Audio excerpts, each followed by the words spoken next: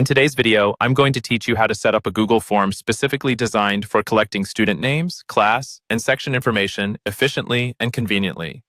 Google Forms is a powerful tool that allows you to gather information with ease, whether it's for educational purposes, events, or surveys.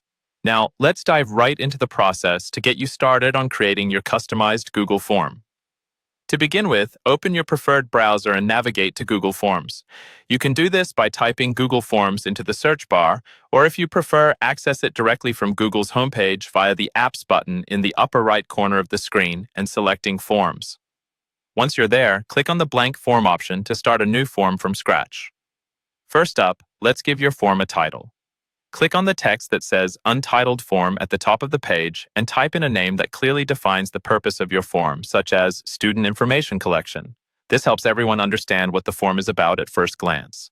Now it's time to dive into the specifics of creating your form questions. Start with a section for capturing the student's full name. Click on the first question space, type student name, and ensure that the question type is set to short answer, as this allows for a single line response, which is perfect for names.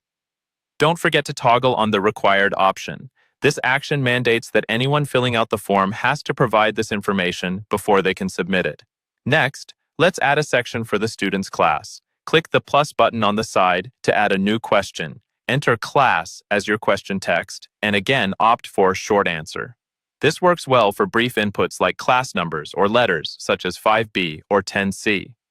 Just as before, make sure to set it as a required field.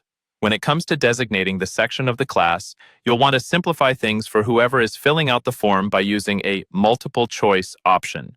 Click plus, type section, and let's assume you have predefined sections A, B, and C.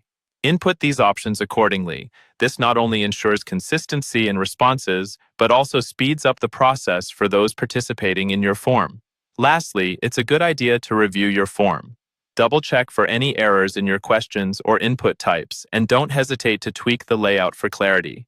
Preview the form by clicking the eye icon at the top right corner to see how it appears to potential submitters. Once satisfied, you can share the form link or invite others to respond via email. And there you have it. Your Google form is all set up and ready to be used as a streamlined tool for gathering student names, class, and section information. I hope you found this guide helpful and that it simplifies the form creation process for you. Thank you for watching, and happy form building.